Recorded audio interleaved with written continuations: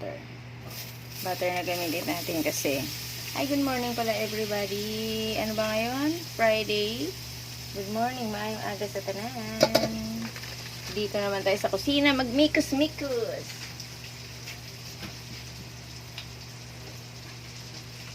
Igisa ko na lang sa butter aking ulam kasi hindi pwede aking trabahadora ng may tuyo. Bawal sa malansa. Kasi magpapa-inject pa siya ng anti-rabies kaya bawal pa siya kumain ng mga malalansa.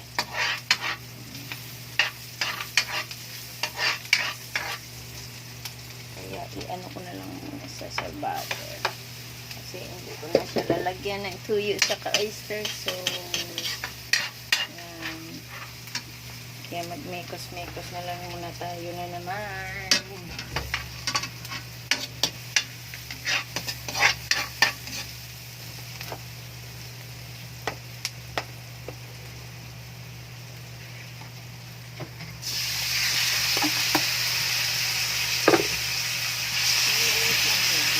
Ay, pakul sa ano?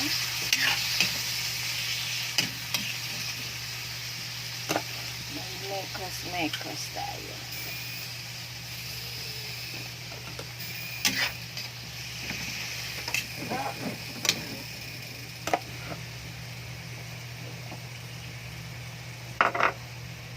Sikunting asin.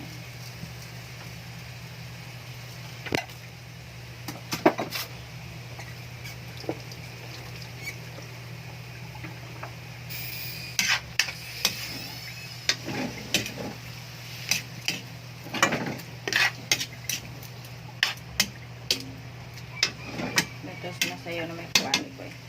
Takipan muna natin sandali. Ito Chinese kangkong to binili ko ng isang araw. Ngayon ko pa lang siya lulutuin. Ayan. Iba naman putahe daw yan. Kasi kailangan siya puro gulay-gulay lang siya. Ano. Hindi siya pwede sa isda at saka sa manok. Kaya yan siya.